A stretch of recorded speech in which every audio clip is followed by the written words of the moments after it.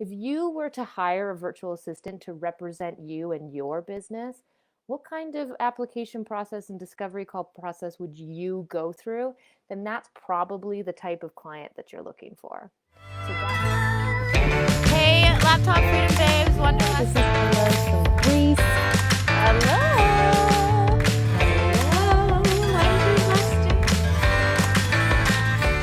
Hello, Wanderlusters. Welcome to Cocktails and Coaching. Look at this giant tall glass I have. It's so extra.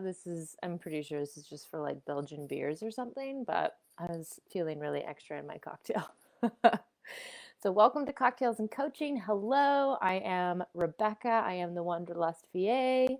And only now did I realize that my sweater is the same color as the couch behind me. So you can just listen.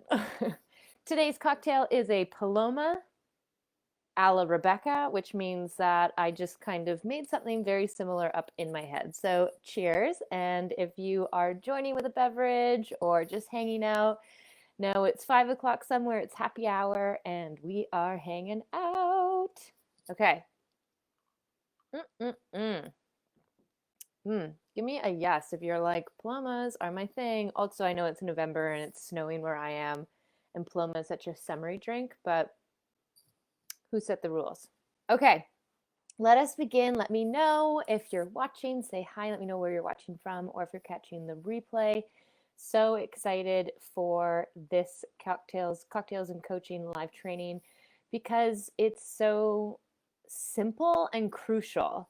As you can see by the description, the topic of this live free session, coaching, whatever, cocktails, is 2 ways to know if a client is a good fit for you. And this is so important when it comes to virtual assisting because here is my little disclaimer, okay?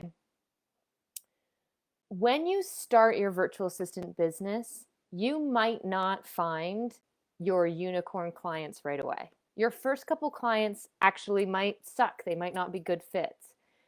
But because you are an independent contractor and you are able to work for yourself, you're able to let clients go and bring on other clients, that should encourage you to keep trying, keep applying for positions, keep reaching out to potential clients, keep, moving your business forward, knowing that if a client doesn't end up being the right fit, you can switch it up. So that is my disclaimer right away.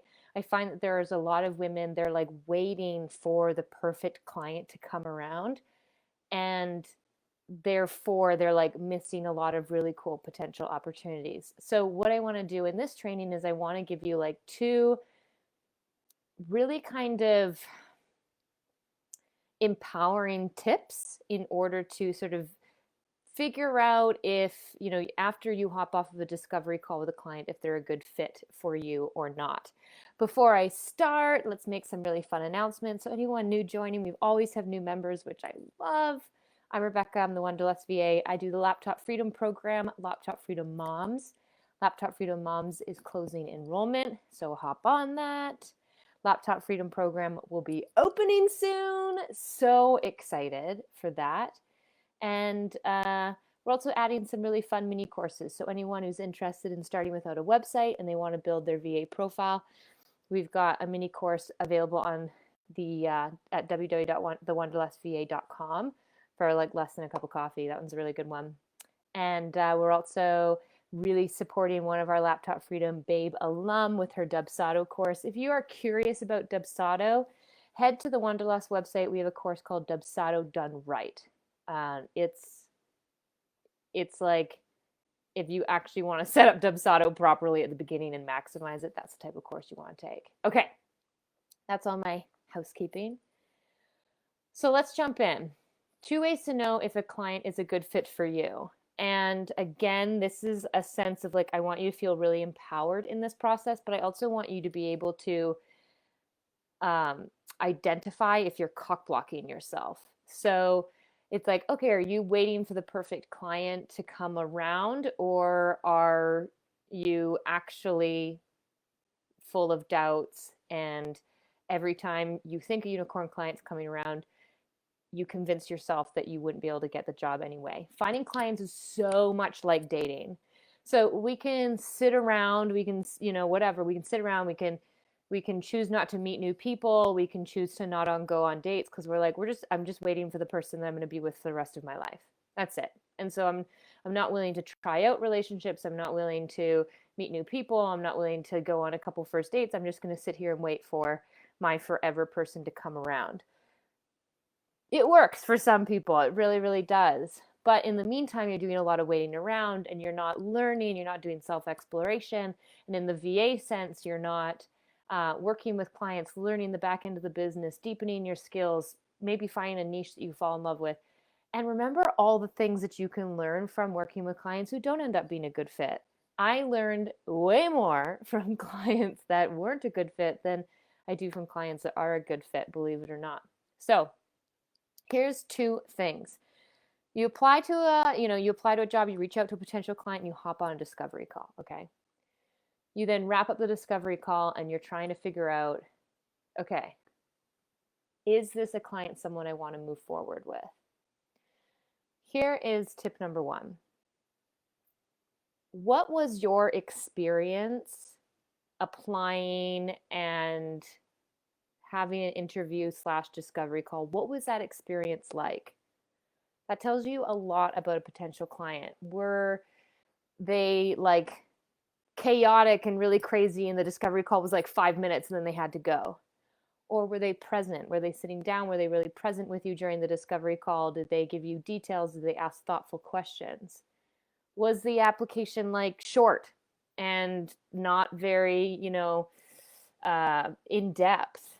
Did it take you 2 seconds to fill out the application because it took them 2 seconds to write it? Or was it a lengthy application? Did they seem to put a lot of commitment and thought into it? Maybe it's long. Maybe there's also a 3-minute video they want to tack on because that's how seriously they're taking hiring a VA and investing in their VA. And then did you do that as well? Did you take the time to fill out a long application? Did you take the time to do a 3-minute video? Because you also care. Because you are finding that you have similar values and you're matching up to that.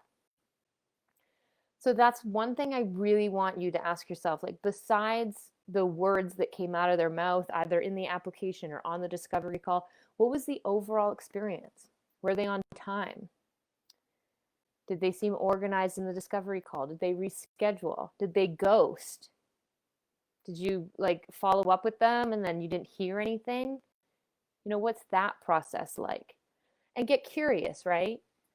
Just because a client maybe doesn't follow up with you, a potential client doesn't follow up with you, doesn't mean they're a horrible person. Maybe something happened. Maybe they've got a good reason. But get curious. Because you are, taking on a potential relationship and a potential client, and you want to have fun because gone are the days of working with people who suck. Repeat that after me. Gone are the days working with people who suck, right? So that is the first thing I want you to really kind of take an overview and analyze when you are asking yourself if a client is a good fit. What was the application and discovery process like? And what does that tell you? Again, you could be like, the application was so long. But what does that tell you about the client? It means that they took the time. It means that they're taking this seriously. It means that they want to weed out the people who are deterred from a long application. Did you connect with them on a discovery call, like on a human-to-human level? Did they ask you questions? Were they cool with you asking them questions? Was it back and forth? Was it much more one-sided and dominating? And then, these aren't necessarily good or bad things, but it does give you a sense of what this client's going to be like. So really think about that. If you were to hire a VA, how would you do the application and discovery call process? Would you take it seriously? Would you sneak in like little kind of detail proofings in your applications to sort of catch out the ones who didn't read all of the steps, right? All the time I see applications where, they list out 10 things that you have to do for the application. Like number 7 is like, let us know in the email whether you prefer dogs or cats, and you miss that, it's like, okay, they didn't read through the whole application. They don't have that attention to detail that we're looking for in a virtual assistant. So think about that. If you were to hire a virtual assistant to represent you and your business, what kind of application process and discovery call process would you go through? Then that's probably the type of client that you're looking for. So that process is really kind of a tell-all. Way number 2. So that's the first one. The first one was, what can you tell from the client through the application discovery call process? Number 2 is, would you hang out with this person as a friend? Like, did you hop on a discovery call and it was like 2 long lost friends going back and forth? You listened to each other. You were like totally thinking of the same stuff. She was, or he was talking about worries in their business, and you were hopping in already being like, I've got these ideas, maybe I can support you in this way. How is that kind of back and forth? Would you hang out with this person? Because we are really we're still programmed from our 9 to 5s and from just like shitty grind jobs and all this kind of stuff. We're conditioned to like, it's expected to not like our bosses or our managers. And, after spending a full day with coworkers and stuff, you're like, oh no, like I don't want to hang out with them anymore. You don't have to do that anymore. As a virtual assistant, you actually get to hang out, like have clients, not necessarily hang out because you're working virtually and remotely, but like have friendships with them. So I tell this story all the time because I love it so much. My first like big client, and this is a client that I got while I was backpacking Ireland. I was going through the Laptop Freedom Program while I was backpacking Ireland and was having discovery calls and still working on my business and doing all this amazing stuff. My first big client, the client that was like, that's it, that's all I need left. Now I can leave my 9 to 5. It was a 3 interview process. So the application was really long, and I had to do a video submission. Then there was 3 discovery calls. 3 discovery calls. I had to sit down. I've lost feeling in my feet. The third one was with the CEO of the company. And a lot of the questions were like cookie cutter. Actually, in all 3 discovery calls, the questions were so cookie cutter. Like, oh, tell us a time when you overcame adversity and how'd you do it? Like, tell us a time where you led a project and like it had good results. Like all of these like super boring cookie cutter questions, right? So I'm reflecting back and I'm like, I don't care if I get this client, because what the interview process is telling me is that this is cookie cutter. It's not creative. They haven't said anything that has tapped into what makes me unique, what makes me weird, what makes me fun. Like, yeah, I can tell you like, oh, that one time at work I led a project and it did well. But like, ask me about me. What makes Rebecca, right? Finally, the third call was with the CEO of the company. And I was in this hostel in Ireland. I was sitting in this one particular corner where I could get Wi-Fi, and I Skyped my mom like a couple of minutes before to make sure the connection was good. So I hop on the final interview with the CEO, cookie cutter questions. Tell us this time, right? Just so boring. And then finally he asked a question that he was like, tell me of a transformative experience in your life. And by now I was like, I'm so over this. I'm so over this like 3 call, huge application process. I'm so over it. So I didn't care what they thought anymore. And I was like, oh, my most transformative experience up to this point was my very first music festival that I went to. I went to an electronic music festival. And the CEO was like, oh, which one did you go to? And I told him which one I went to. And he's like, that is one of my favorite electronic music festivals of all time. Then you heard the script drop. Like literally you heard the script drop. And we spent the next like 20 minutes talking about music and festivals. And like, I told him that festivals allowed me to like express myself through costume and all that kind of stuff. And he was like, yes, oh my goodness. And we were exchanging stories. And he's like, I really want to take our team to another music festival, all these things. And he literally said, he's like, you're hired. You're hired because of this moment of connection. This was the third interview after a really long application that was so boring and cookie cutter. And finally, on a discovery call, we connected like friends. We connected like fun human beings that listen to music, and I get to dress up in costumes, and so does he, and like have that free spiritedness. That is what sealed the deal. And that's what I mean by my second point of if a client's a good fit. Would you hang out with them as friends? Do you feel like you can be yourself around them? Can you say, like, this is the type of music I listen to? Or that I have palomas on a cocktail and coaching session that I do with over 2,000 ladies. It's like, yeah. So that's important too when you're looking for a client. What I want to empower you with is I want to empower you to eventually get to a place where you encourage yourself to be you. And I'm not saying that, you have to be professional on a discovery call and hide the fun things about you. There's a woman in the Laptop Freedom Program, and I was literally talking to her about this. I was like, you can be both. And that's what I had to trust about myself. And it's something that we have to learn, because when we go to an office and we put on the dress shirt and the pin suit, whatever, and we show up and we're like, okay, Rebecca, like office Rebecca's walking through the door right now. And I've got, I'm like walking through like I'm super professional, and they don't know that, whatever, like whatever you do on the weekends, like they don't know that about you, because this is like professional Rebecca, and this is like office Rebecca, and office Rebecca like behaves herself, and she's like the perfect employee, and she's organized, and then you get home and you like take the suit off and you take the bra off, and you're like, oh, I can finally be myself. The great thing about virtual assisting, when you're an independent contractor, when you're working for yourself from home or wherever, you don't have to be like office Rebecca and fun Rebecca. You get to be all of those things at once, and you have to get to a point eventually. It takes time, because this is reprogramming for sure. You have to get to a point where you trust that you will not scare your clients away if during a discovery call you admit that you have like a cat fetish,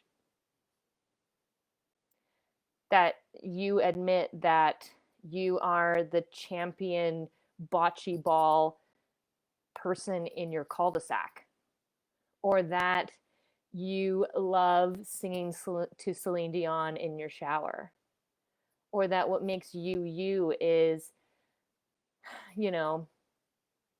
a personal health issue that you deal with for your entire life, and it's defined who you are. Or the fact that the way that you grew up in a family full of boys playing boy sports or whatever has made you who you are. So you have to trust that if you are going to be attracting in the clients that are the best fit for you, then you need to be you on the application and on that discovery call. It's just like dating. If you showed up to a first date being who you thought the person wanted, then you're not representing yourself, and you're not being yourself and attracting in the unicorn clients and deflecting the clients that are not a good fit. Represent you so that you draw in best fit clients. So those are my 2 tips about finding clients that are the best fit for you. Really kind of be aware of what the application and the discovery process was like. Were you drawn to it? Like, you might be one of those people that's super drawn to clients that are like kind of chaotic, are really like creative thinkers, and they're always popping up ideas, and like it's a really fast workplace. You might love that. Or you might be like, woo, girl, like that was too much. I need to slow this down. And so that tells you, right? And the second one is, would you hang out with this client? Can you be yourself around them? Because then you give them permission to be themselves around you. And that is so fun. It's so fun working with clients like that. That's when like work doesn't feel like work. Is when there isn't like a walking through the door and being like, okay, office Rebecca is walking in right now. And it's just like, no, this is just Rebecca. Rebecca can be a badass mofo VA and have a Paloma and go skiing and dance at a music festival in a costume, whatever, right? So that's how I want to wrap up this training. Let me know if that resonated with you. Let me know if that maybe even like inspired or felt you felt a little empowered. What I want you to know is two things. It takes time to learn how to free yourself in a work environment when you become a VA, because that's not what we're programmed to do. We're not programmed to like just be us and trust that we can be us and do our work. And the second thing is take a chance on some clients. Know that if it's not a good fit, you can switch it up. But if you're waiting around for the perfect client, you might be waiting for a really long time and you might be losing out on opportunities, or worse, you might be losing momentum. Awesome. Okay. I hope you had a cocktail or a beverage. If you did, let me know in the comments. Let me know if you have any questions. I'm so glad I can pop on here every Wednesday and hang out with you all. And have a wonderful rest of your week. Bye.